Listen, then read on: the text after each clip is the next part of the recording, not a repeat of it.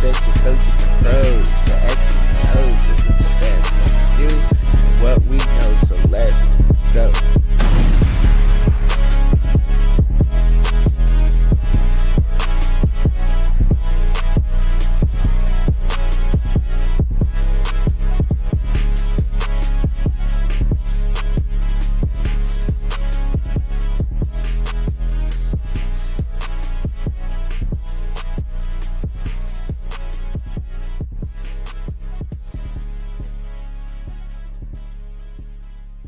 Into the carousel. It's crazy out there. It is.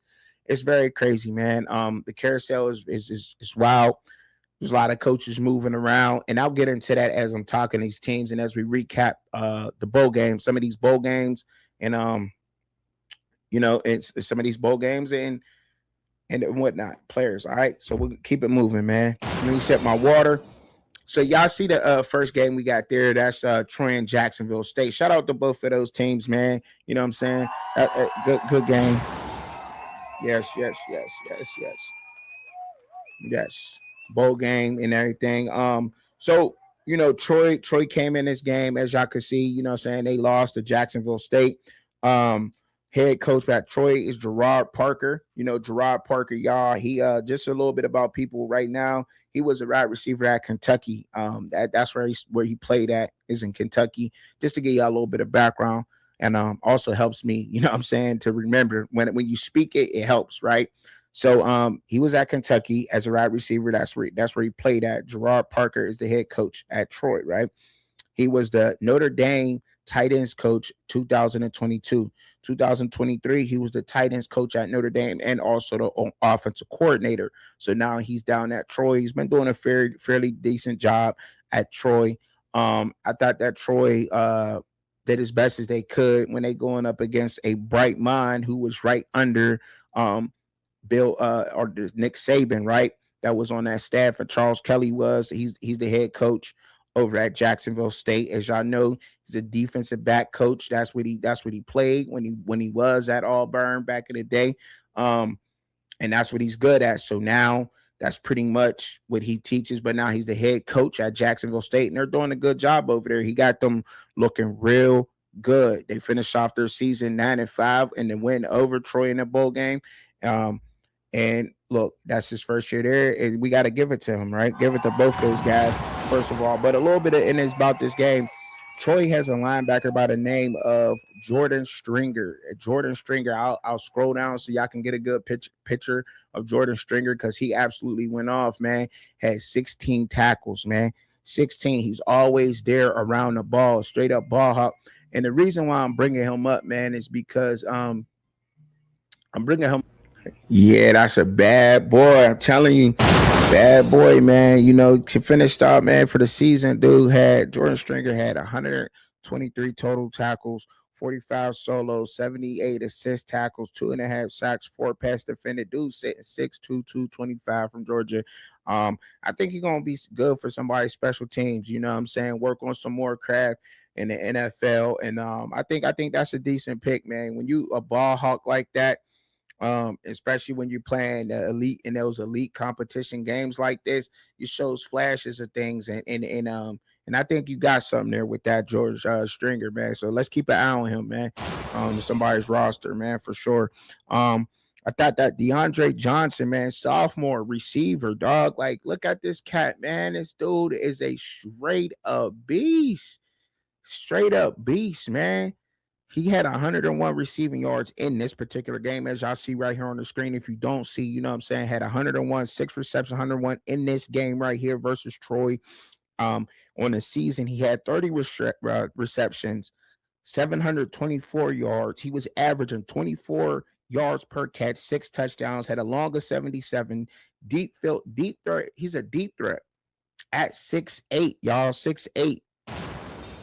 Remember the name, DeAndre Johnson, man. I wonder if he's some related to Megatron or something, man, because 6'8", and got skills like that, routing them up like that and everything. So, fun fact about him, though, this in the 4 games that he had, this is one including he had 3 100 reception yards games this season.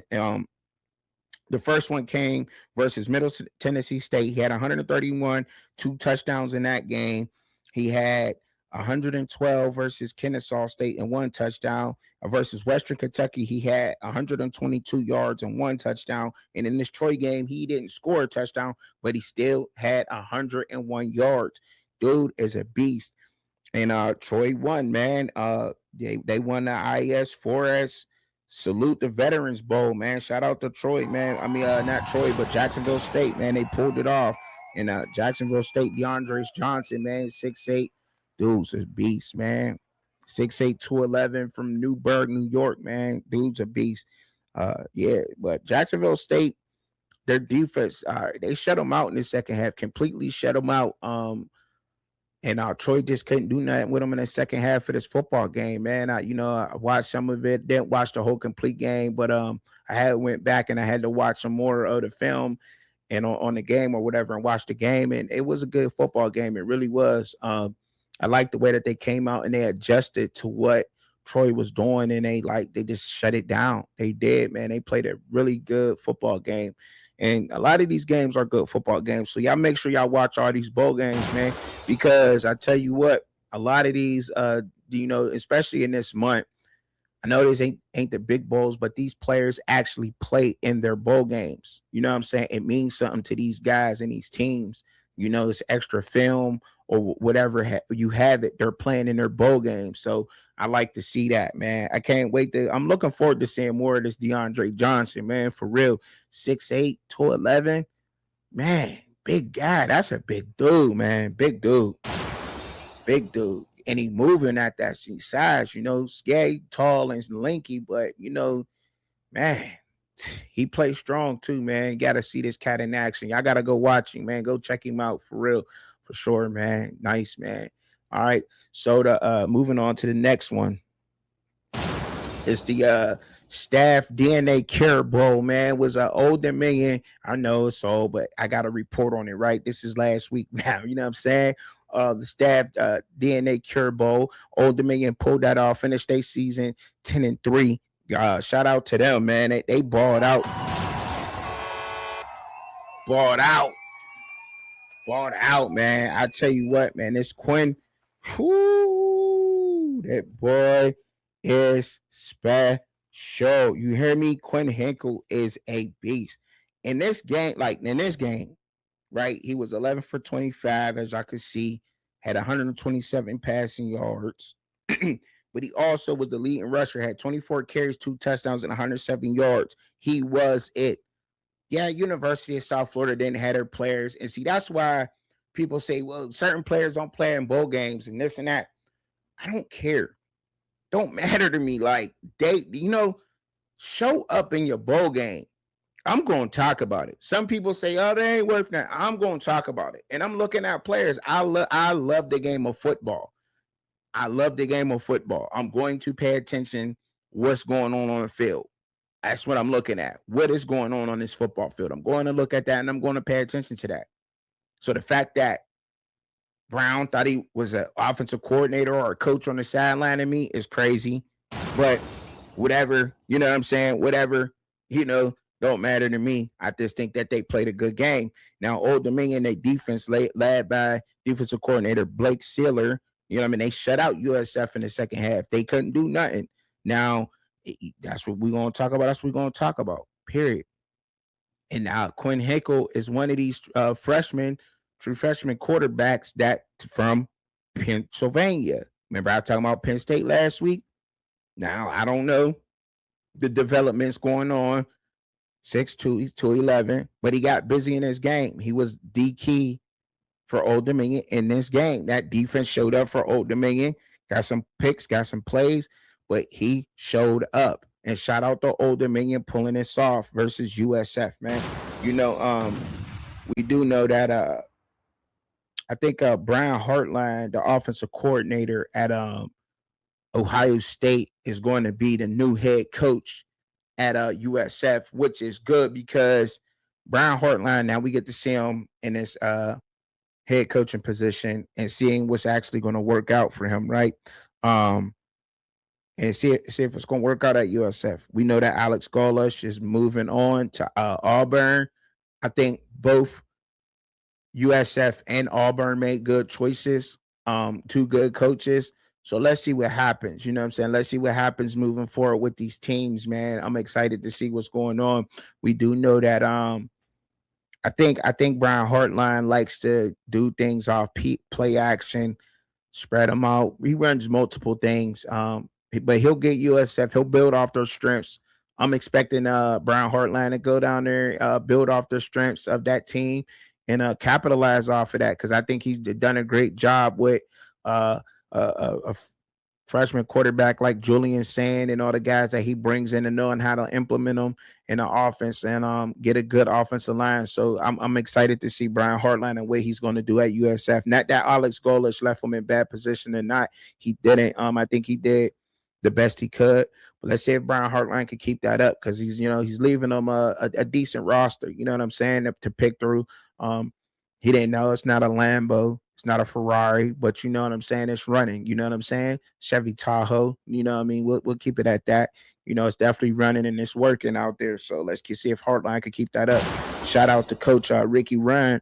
Ricky Rand. That's how you pronounce it. Rahne. You know what I'm saying? Head coach at Old Dominion's been doing this thing for some time now.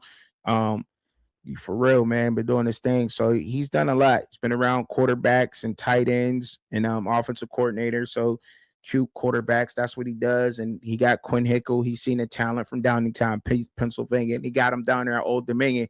Old Dominion has been balling these past couple of years. They have been moving in the trajectory upward. So I'm looking for them to be another contender. See if they can get past James Madison because James Madison's been like that's been their nag, you know what I mean? But that is a Sun-Belt team that did beat the American Athletic team, and it's a bowl game. Now, granted, see, this is the excuse that everybody will have out here. The excuse will be, oh, well, they didn't have all their players. So what? See that, and then see to everybody that matter. That's why you play that game. If you Brown, you play this game. You play this game. Unless you just think you're just going to be a first round pick, well, just off for your size, but you play this game. Old Dominion is a good football team. They're well coached.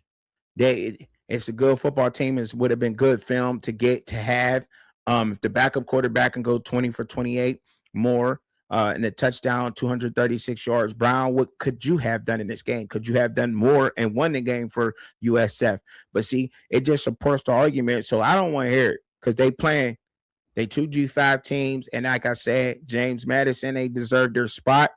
Not only did they deserve the spot as being with the only G5 team that should have made it in the college football playoffs, but they showed us why they should have been, period. And the Sun Belt right now just beat the American Athletic team. When I told y'all the American Athletic was very inconsistent, there's no way Tulane should have ever been in there. They lost to UTSA. They shouldn't have been in there, period. But we'll talk about that here in a second. Moving on. But shout out to the winner of the Staff DNA Cure Bowl, Old Dominion, finishing off 10-3. Shout out to them, man.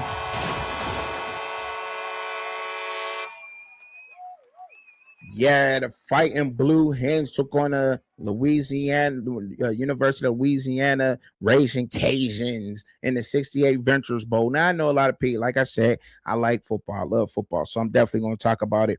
Now, the Raging Cajuns lost this game to the Delaware Fighting Blue Hens. Fighting Blue Hens finished off their season 7-6. I think they had a decent, tough schedule as far as if you go G5. However, cool fact about this team, this is their first ever FBS bowl game and they won it. So it does mean something. And see, some people want to say it don't mean nothing, but it meant something to this university. Just coming from FCS going up to FBS and getting a bowl game, it meant something to them. They first year coming from FCS going up to FBS and coming in here and smacking y'all around. See, it don't matter to a lot of the FBS players because they spoiled, they coddled, people telling them don't play your bowl game because you might get hurt in your bowl game. You know what I'm saying? You need to get ready for the draft or you need to do this or you know what I'm saying? But these guys is like, man, we're football players. We're going to come up here. We're going to put it on y'all. And this bowl game definitely means something to the Delaware Fighting Blue Hens. So shout out to them and their fans because it meant something. and they went out there and they performed, and they went out there and they won a football game. You hear me? They did their thing. They went out there and they won that football game, man. And that's what it's all about. And that's what it should be about. This the sport that we play, man. It should be about that. I love the fact that they did that. Shout out to head coach up there, Ryan Carthy, man. Shout out to him. He's been all over. He knows offense very, very well, man. Tight end, running back, wide receiver, quarterback, man.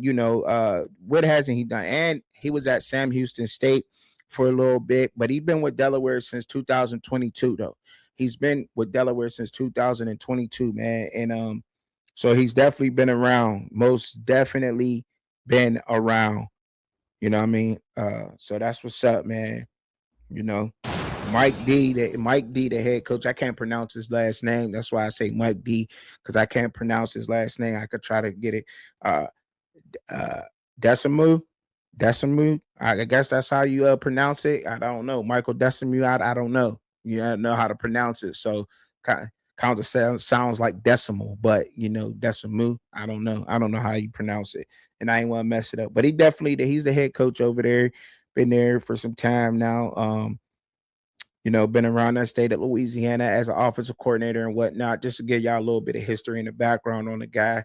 Because I think it's just a little bit of fun facts. But shout out to Delaware, man. Once again, man, got their first FBS bowl win.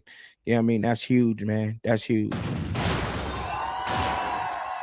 And that's why G5 need their own playoffs, man. They need their own playoffs. They do, man. I'm going to keep saying that. They need their own playoffs because that's how you build brands. I think a G5 playoff, it might have even been better football games than what we might get out of the Power 5 because a lot of people want to drop out in the playoffs and get ready for the draft. I can understand that if you're a for sure first-round pick, but I still don't. We seen a couple players get hurt like that. Now everybody gets scared of that. But let's move on to the next game, man. And that was the Xbox Bowl, man. Missouri State and Arkansas State went at it, man. That was dope, man. Arkansas State put it off. Both teams finished 7-6 on the year. The game was I didn't really. This game was not boring. But Arkansas State had control of this game all the way through to the fourth quarter. And that's when Missouri State started getting busy. But I tell you what, the plus thing that came from here is this 6'5" quarterback that Missouri State got. Now, I don't know it like he didn't get much playing time through his career, right? Just these past 2 years, right? But I will say this. Clark he's a specimen. Jacob Clark is a straight-up specimen, as you can see here. He's a senior from Rockwell, Texas. He's 220 pounds. He's 6'5". He got the size that the NFL wants. He got, he carved up that defense at Arkansas State. I don't care what y'all say, Arkansas State in a bowl game or whatever. But see, this is why I believe that these games mean something. This is why. This is 100% absolutely why I think bowl games matter. Is because you get to see guys like this. Even if y'all haven't been paying attention to Missouri State throughout the whole season and seeing what this guy can do, throwing over for 3,000 yards, being 6'5" and 220, that's the first thing that NFL want to look at, his measurements. Now they want to see how he processes and everything. And I'm excited to see how he processes. I hope he gets invited to the draft workouts, the pre-draft workouts. I hope that he does, man. I hope he gets invited to the combine and to see what he can do. I know it's just air, but I want to see his process and everything. He seemed pretty good from his highlights, and the highlights of Missouri seem all right. You know what I mean? Might struggle with some things, but that size will definitely, without a doubt, get you on the roster. So let's see what happens because let's not forget, Ben Roethlisberger came from Miami of Ohio. That's a G5 team. And in his first year with the Pittsburgh Steelers, he went to the AFC Championship, his first start ever. Second year in the league, he went to Super Bowl. Now, granted, that team was there, but he just managed that offense and he did what he did. Let's not forget that. One of the toughest quarterbacks the NFL has ever seen. Ever since Big Ben, people seen the toughness of Big Ben. They expected their quarterbacks to be like that. I know us in Pittsburgh, we got so spoiled of seeing how tough Ben Roethlisberger was for our team at the quarterback position is that we got so spoiled. Like, you got to be a tough quarterback. We expect that out of our quarterbacks. Got to be tough. Big Ben set a new standard and a culture. Now, what he everything off the field, I'm not, I don't want to get into none of that, but on the field for the Steelers, he set a culture. He set a standard for the quarterback position in Pittsburgh, Pennsylvania. He really did with the Steelers. So shout out to him. But yeah, let's see what Jacob Hart got, man. You know what I mean? I'm not going to count him out. I don't care where he came from. You know what I'm saying? He got it. Got that size. So the fact that they got him listed at 6'5", I'm guessing he got to be what, a true 6'4". You know what I'm saying? Truly. And let's see what he got, man. Let's not count him out, but let's pay attention to that name. Remember that name and see if we can get, you know what I'm saying? See if we see him down the road or something in that, right? So now on to the game that I got wrong, right? I thought that Oklahoma would win this game versus Alabama. Shout out to Alabama for moving on, man. Shout out to them, man. You know what I'm saying? Because they did move on. Y'all won the game. They won that game. They wanted that game. They came back in that game. They locked in and they played very well. So for that, you can't take that from Kellen DeBoer having those guys ready over there in Alabama, because they did what they did. Ryan Grubb put together, offensive coordinator at Alabama, put together a decent game plan. They actually got more rushing yards out of the leading rusher anyway. The two leading rushers, as y'all can see it here on the screen if you're not with me, Hill had 9 carries, a touchdown for 43 yards. Blaylock for Oklahoma had 11 carries, only 36 yards, right? So, and Alabama was said that they didn't rush. But look, Ty Simpson came in and he managed that game up, man. He managed that game. I thought that Ryan Williams would have to step up in this game. I knew that somebody else besides Bernard was going to have to step up in this game and win. And I said that for Alabama. I did say that if Alabama was to come in there and win this game, they need another receiver to step up besides Bernard. And Brooks absolutely answered the call. He was a man possessed, made that defense look crazy. He did. He made that defense look absolutely crazy.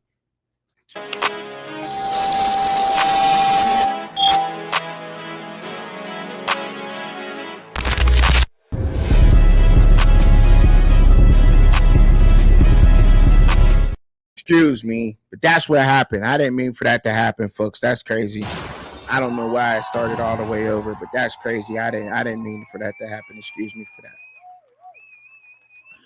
But he did. In that Alabama game, he absolutely went off. And he came in. He made that defense look crazy. That Brent Venables defense, it seemed like they forgot how to tackle a couple of times on that play. And that's crazy that you get this far in the season and you struggle like this and on defensively. You're not expecting that, right? But Deion Burks definitely came to play. He showed up in this game.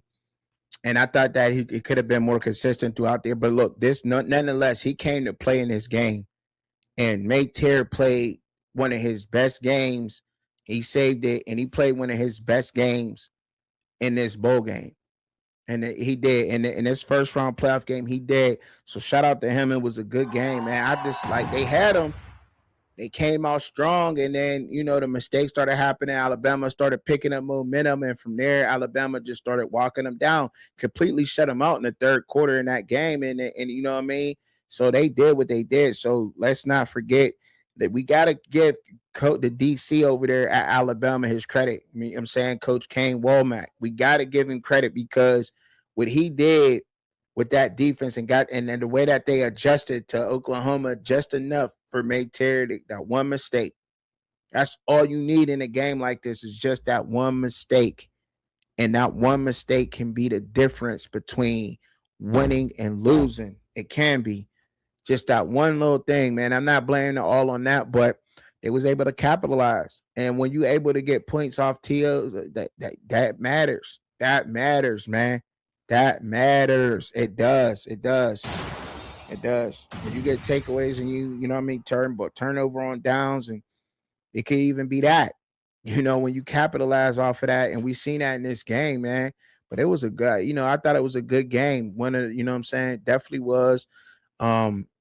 regardless of it. But shout out the loss, leading tackles in this game, as y'all see. I think Oklahoma. I don't think it's time to panic. I will say this: I'm not. I don't think it's time to panic on Brent Venables. It's not. It's not. I don't think it's time to panic. So calm down, Oklahoma fans. Y'all had this game won.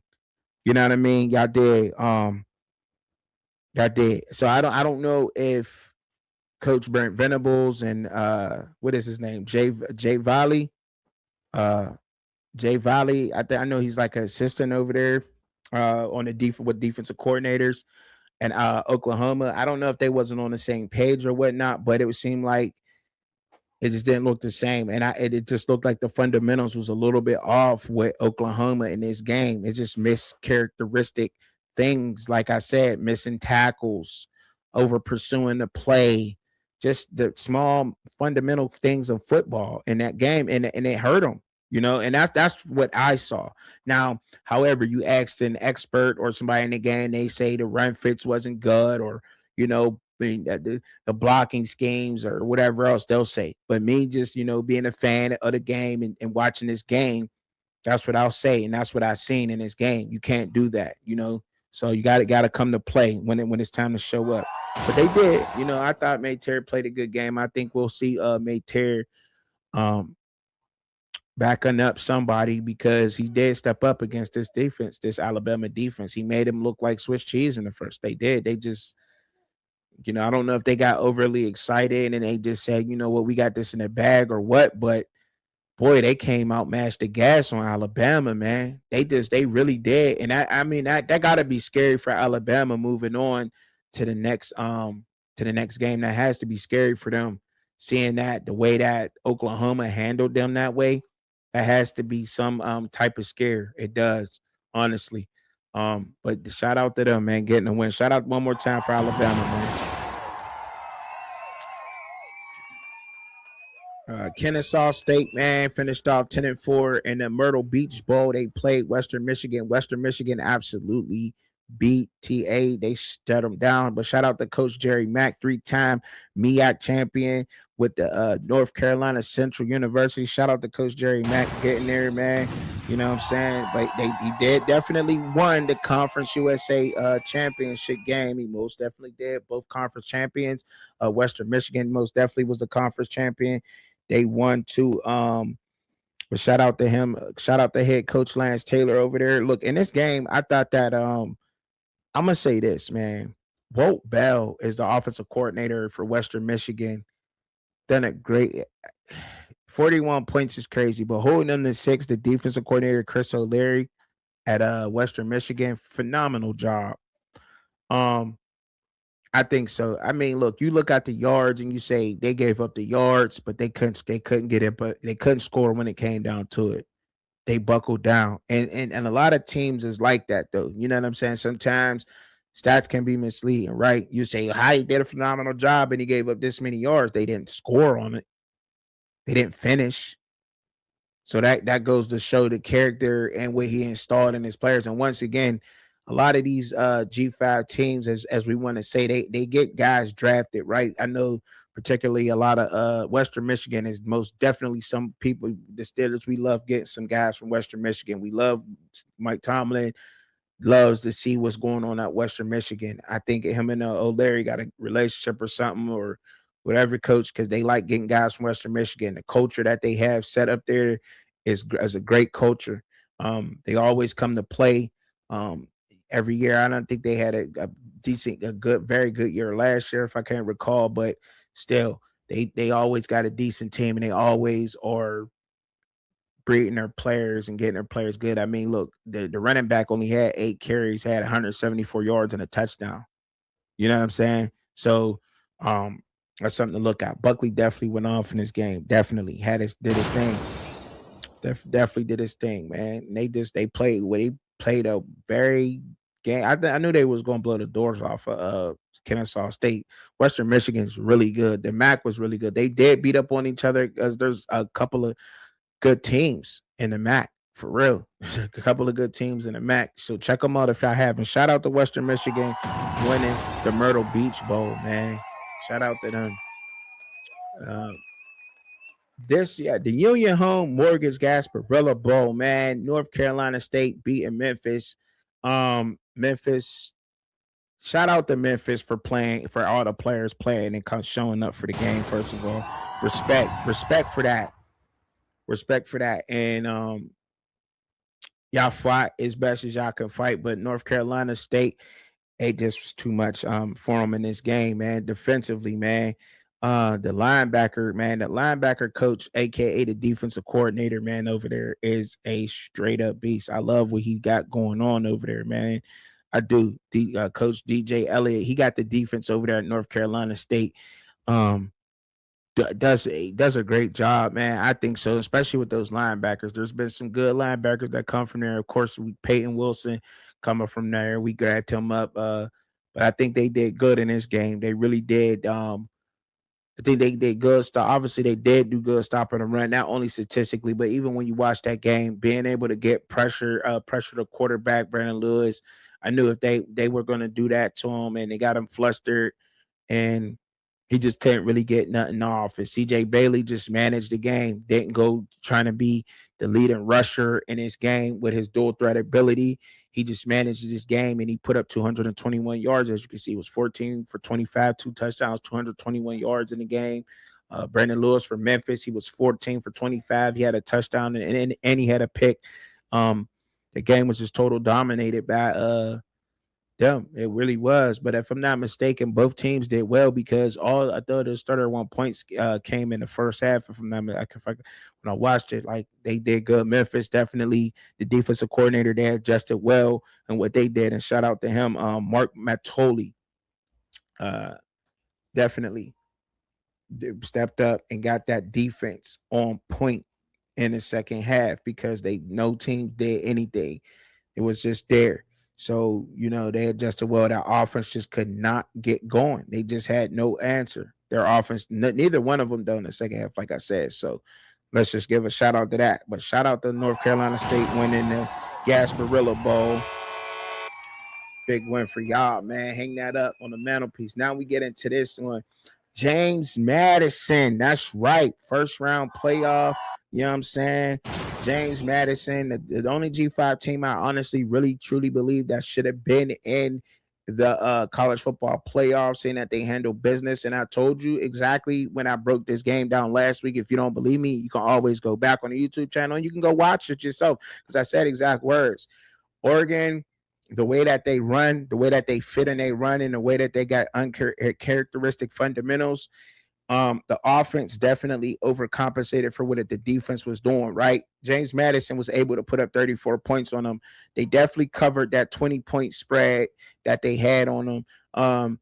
James Madison, so shout out to them for not getting totally blown up, for being able to put up 34 points on a Oregon defense that I think they probably shouldn't even have got past 10. But look, that's just the coaching and the talent that James Madison has. James Madison has talent that can play with the best, first of all. So we're going to say that. So when he goes to UCLA, expect a lot of these guys to be going back over to UCLA with their coach, Bob Chesney. Let's not forget that. And Bob Chesney has the same, he's a winner. Chesney wins, right? Bob Chesney wins. He did it at Holy Cross, continued to do it at James Madison. I think that he'll do the same thing at UCLA. The only thing I don't know is Nico still going to be there, or is he going to bring Barnett up? Barnett is a daughter, or is Barnett going to stay at James Madison? I'm not sure what's going on, but some of these guys are definitely be coming up. But Wayne Knight, I absolutely love the way he run. He runs hard, and y'all seen it in this game. He hard running against that Oregon defense. I thought that they did better with fitting and gap control. I thought that Barry Alexander did show up in this game, and he needs to continue to do that throughout the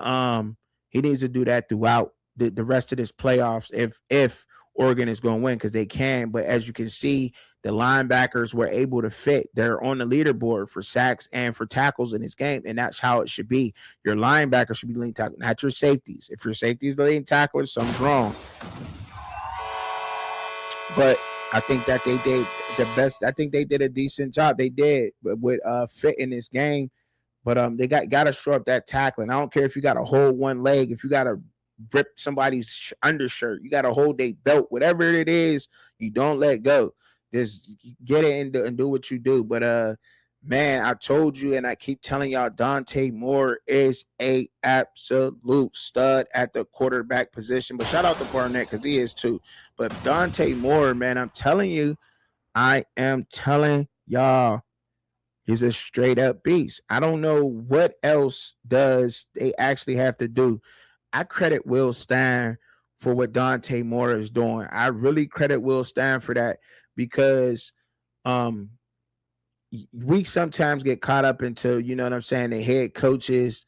Obviously, those are the guys, but sometimes these offensive coordinators just don't get their just due, right? They just don't, you know what I mean?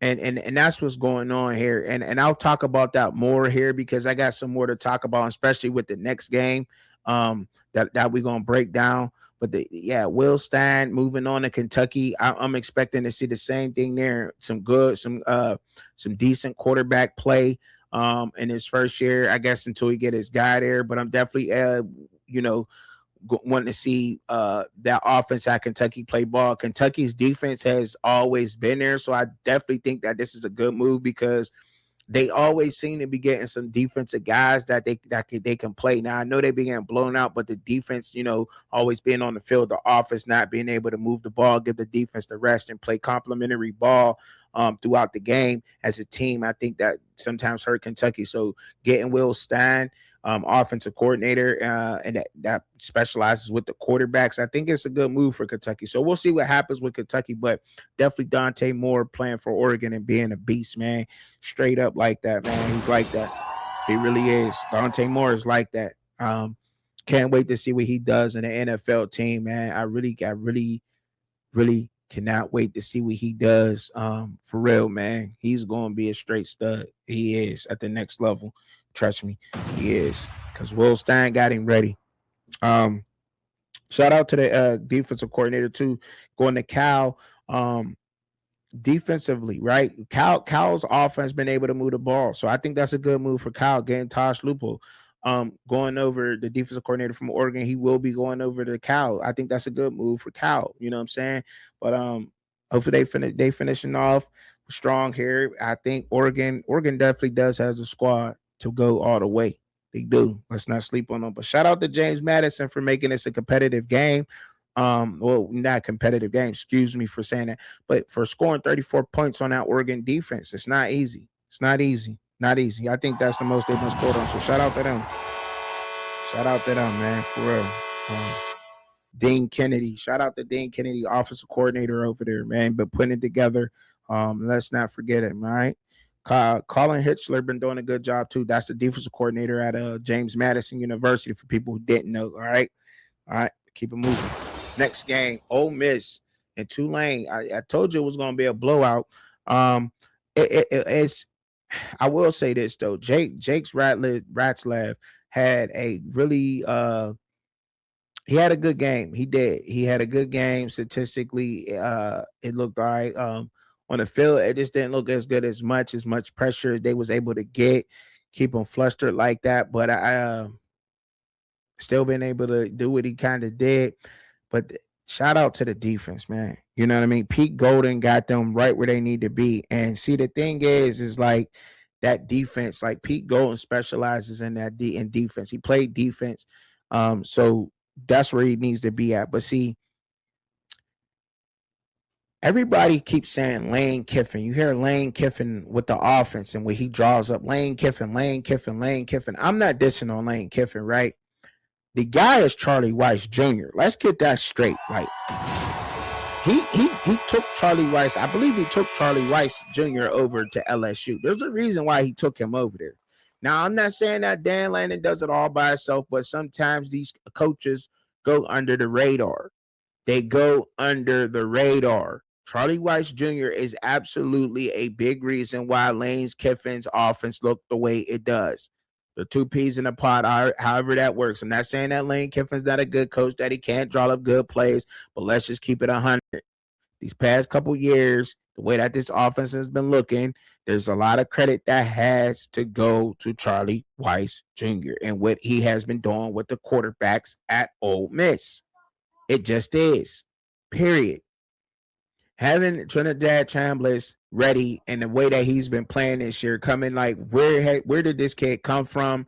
Everybody thought that Austin Simmons was going to be the guy at Ole Miss. Trinidad Chambliss comes in and absolutely overperforms him. I mean, they got two good quarterbacks. They do. I mean, they got two good quarterbacks. But I think Chambliss, he's just more a little bit more calm and collective and seemed to have a little bit more control than Austin's. It seemed like Simmons is just seemed like he's just trying to overcompensate for his name, and there's no reason to do that. Just manage the game that Chambliss does. You know what I mean? You don't have to play his game, but play your game, but just manage it. You don't have to be hero. But Charlie Weiss Jr. is the guy. He's the guy behind that offense and way that offense flows and works. Let's get that right now. Right? We're gonna get that out the way right now. We're gonna say that. Because that's what it is, right? And Brian Brown helping with that defense over there at Ole Miss is also a big thing too, on top of Pete Golden and what they got going on. Now we do know that Tulane's offensive coordinator, the quarterback coach too, also, and what is Joe Craddock? I think that's Joe Craddock, that's his name. Offensive coordinator over there, been doing all right this year. John Summerall moving over to I think it's a decent thing from Florida. Expectations through the roof. Got to move on, I guess, from Tulane. But that's why they trying to get this guy, because he built something good over there. They did all right, right? They made the bowl game, but they got stomped in it. They got straight stomped. And Ole Miss to do that. But Ole Miss, that was the kind of a warm-up game for them. But let's keep it real. Jake Swatslev still played a good game. I want to see where he lands at if he's invited to the combine and see what happens there. Shout out to Ole Miss getting that win that way. We knew that was going to happen. We knew that was going to happen. We did. Miami, this is a game I thought that Texas A&M would win, right? I thought they would win. I thought that this game was lost back. I thought Texas A&M lost this game. Marcel Reed, obviously Miami couldn't run the ball, right? I mean, Miami stopped Texas A&M for running the ball, which was, to me, shocking. But it's okay, because it seems like you're going to get consistent play out of Miami, right? The ACC being inconsistent. I said that Miami could win this game, but the inconsistencies. And it kind of was like a little bit of emotion in that. Got to leave emotions out the door, right? Like, because Miami, the ACC has been so inconsistent. This is the Miami team that we know that can win it all the way. If they play the way that they played versus this Texas A&M team.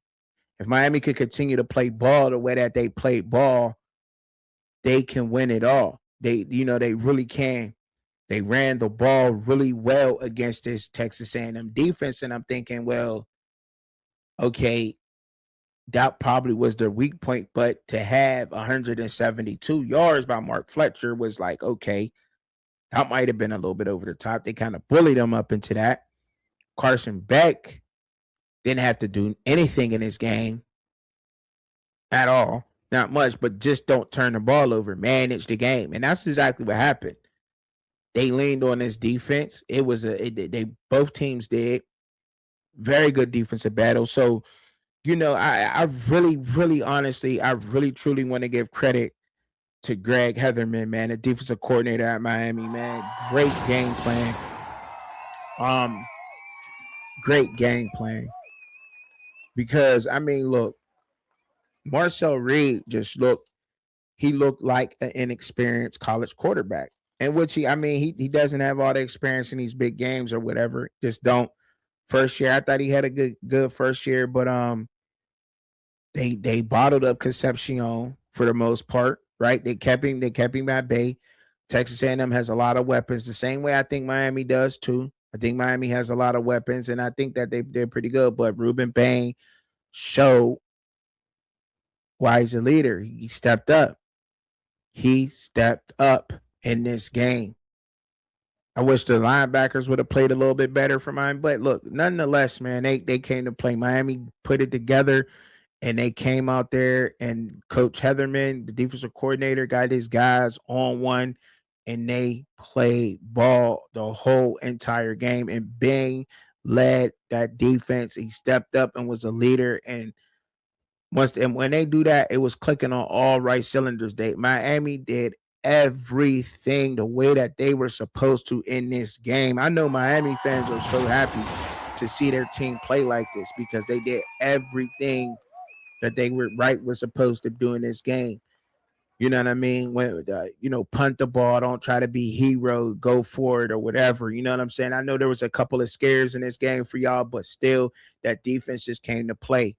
You know, it was a very good chess match. No, there wasn't a lot of scoring going on in this game, but the chess match and just the whole bravado of the game, the aura of the game, watching it, you could just feel the aura as if you were there in a stadium. You know what I mean? Watching this game, being at that game was probably amazing. It was probably crazy to be at this Miami and Texas A&M game. I only can imagine the feel that was up at this game because watching it and even listening to it, watching it, you know what I mean, was just crazy. Great game, man. That's how you want your team to play.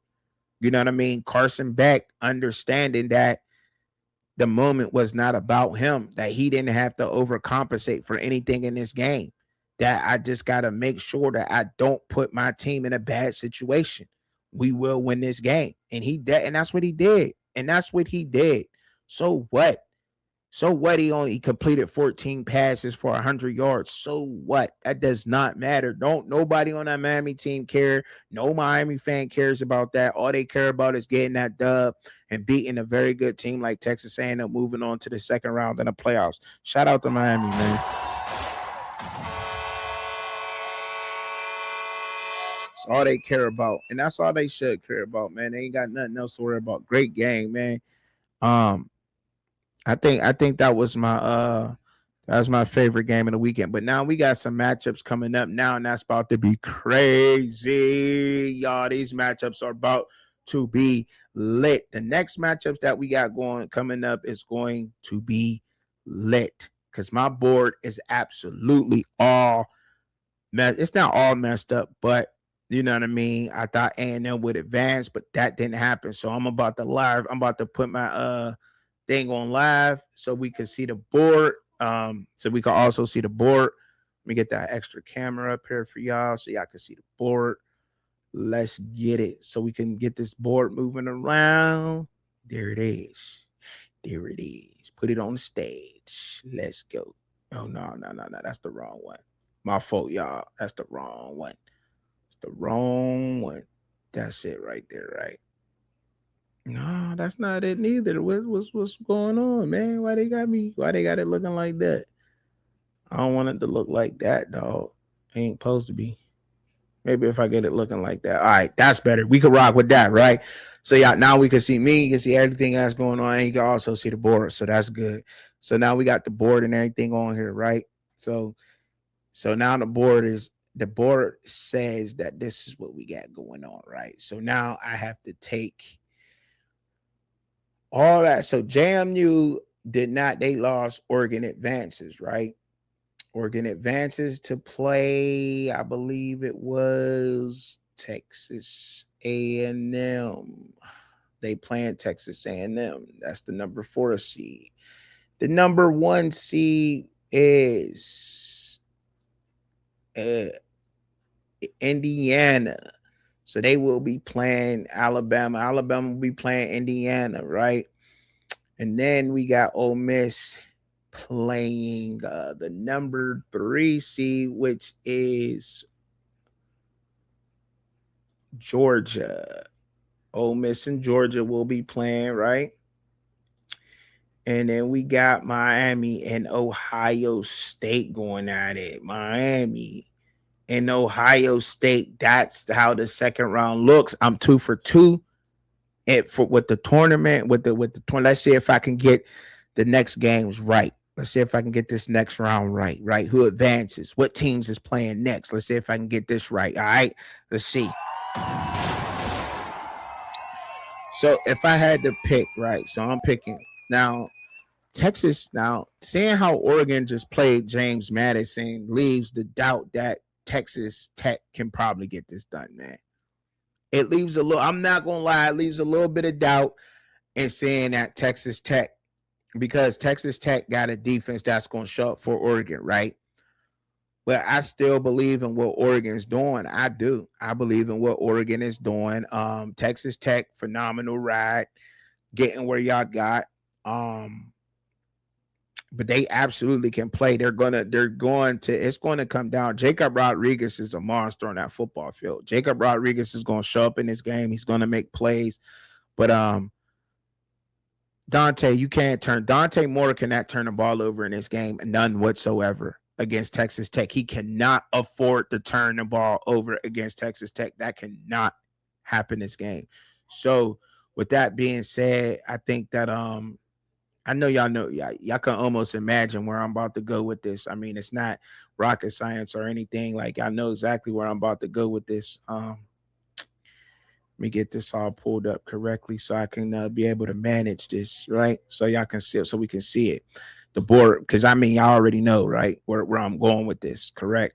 I'm almost sure that everybody still knows that I'm still going to rock out with Oregon in this game, advancing right to the semifinals, right? We see that. We see that. That's what's happening. I got Oregon beating Texas Tech in a close one, man. I think it comes down to a close one. This is where Indiana proves to everybody out there that they're on that level, that they're really like that they are a football team, that they're going to play just as hard as Oklahoma did in this football game.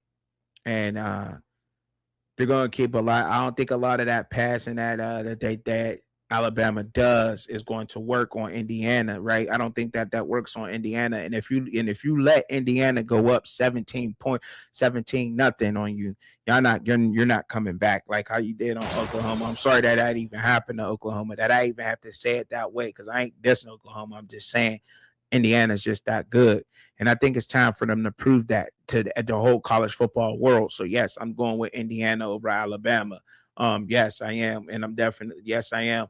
And for multiple reasons, I just told you that team is really a good football team, and they're going to prove it. And I'm hoping that they prove it to everybody, and that they are going to prove to everybody that they deserve to be right there in the semifinals playing this next football game, right? They are. But I think they get past Alabama. They just will. All right. Um, yeah, good game though. I think it should be a good game. All these games should be good games. Ole Miss and Georgia. This next matchup with Ole Miss and Georgia, like I said, I think Ole Miss playing Georgia like how I advanced Georgia before. I think I'm still going to continue to rock with Georgia in this game. I think Coach Bobo and the offensive coordinator, I think Mike Bobo and Kirby. I think we seen what happened in this game last time, right? They need Charlie Weiss Jr. Charlie Weiss Jr. not being there. Defensively, I think Ole Miss is going to shore up some things too, and shore up some things under Coach Pete Golden. And I think that they're playing with a different intensity and everything. But you can't bet it. It's hard for me to go against Kirby Smart and what Georgia is able to do. It's going to be so hard to see what they're able to do and learn from that last game. I don't think that you're going to be able to beat them twice. You know what I mean, with a rematch. So I'm definitely going with Georgia in this game. All right. Ohio State and Miami. Miami getting here is no shock. So the way that they just played Texas A&M was crazy, phenomenal. Carson Beck is going to have to come out and do the same thing that he did in this game. And the fact that the way that Miami just played may have changed my mind a little bit with this Ohio State game, because if they can play Texas A&M that way, I think they can play Ohio State the same way. However, I think that I don't think on that. I've seen Ohio State and what they have been doing under Coach Matt Patricia, the defensive coordinator, that defense, what it does. And I get Miami has that defense also. I think that Jeremiah Smith is going to get his. It's hard to stop him, right? It's hard to stop the receivers over there at Ohio State. Bo Jackson, Miami could do good with that run. This is going to be a good battle. This is going to be a good battle, I think. But I think that Ohio State gets this dub, man. Unfortunately, I do. I really do think that Ohio State gets this dub because they put up it's that defense over there, the way that they're coached, the way that they come the ball. But look, I'll tell you what, I wouldn't be surprised if Miami got it. Because I think it's gonna be a good game. I know this next round of football that we're getting, the second round of the college football playoff, is going to be phenomenal football games. It really is. It's going to be phenomenal football games, what we're gonna see. And that's most definitely gonna happen, right? Now, now in this game with Oregon, the semifinals, that's the way I got the semifinals going in, right?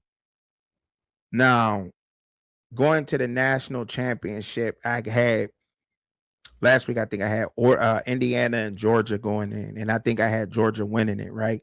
That's the last time I said it, right? You know what I mean? But that's the fun with this. You know what I mean? Every week it's changing that, and then we get to change pick. So depending on what I see out of teams this week, you know what I'm saying, and last week. But look, I will say this. Oregon played Indiana very tough the first time that they played them. They played them very tough. But I think when you come out of a game, they're both going to be banged up at this time. All four of these teams is going to be banged up trying to get to the national championship after the gauntlet that they just had to play in the teams that they had to play, the toughness of those games. So I think that might come into effect a little bit in the games, but I will still rock with Indiana. I'm gonna go with Oregon beating Indiana in the semifinals, man. I'm definitely going with. I think I'm going back to what I started from. I'm going with Oregon to beat Indiana in the semifinals. I think they learned from that first game. I think that Oregon does some things. I think they know what to do. Not to say that Alabama won't know what to do, but there's a lot of reasons. I got personal reasons why I want Indiana to beat Alabama, because I think people need to start putting respect on Indiana and what they're able to do, and they don't have that.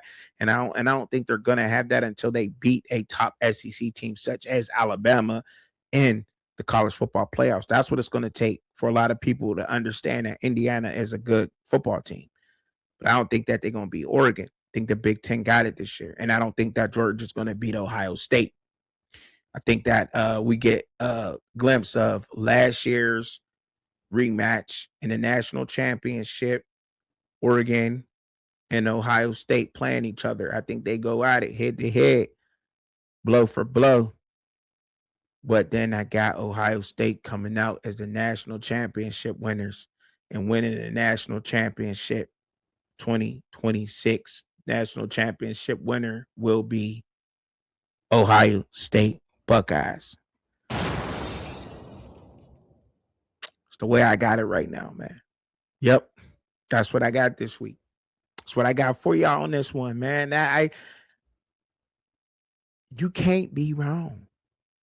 You got so many, like, y'all playing, like, you choose a bracket, you probably already chosen. Probably you can still play a lot of them.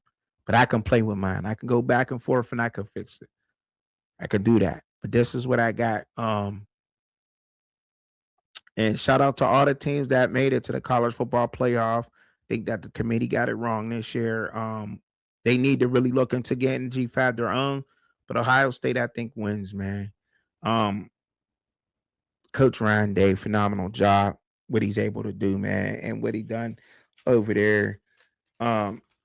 Their offensive coordinator got a new job too, didn't he? Their offensive coordinator definitely got a new job. Shout out to him. I'm trying to think of where he's going, but and Matt Patricia, man, with that defense is everything. With Ohio State is different. I don't think that there's a lot of teams that play the way that the Big Ten does. The Big Ten needs its respect, and after this year, when they see it's a straight Big Ten national championship, think they get the respect after this year, man. It's going to be a straight Big Ten national championship. Might as well say it's a Big Ten championship because that's what it's going to look like. But I think the Big Ten teams play for the national championship. That's me. In what order? Don't really know. Don't care. I just know it's going to be I definitely believe it's going to be a Big Ten national championship winner. Period.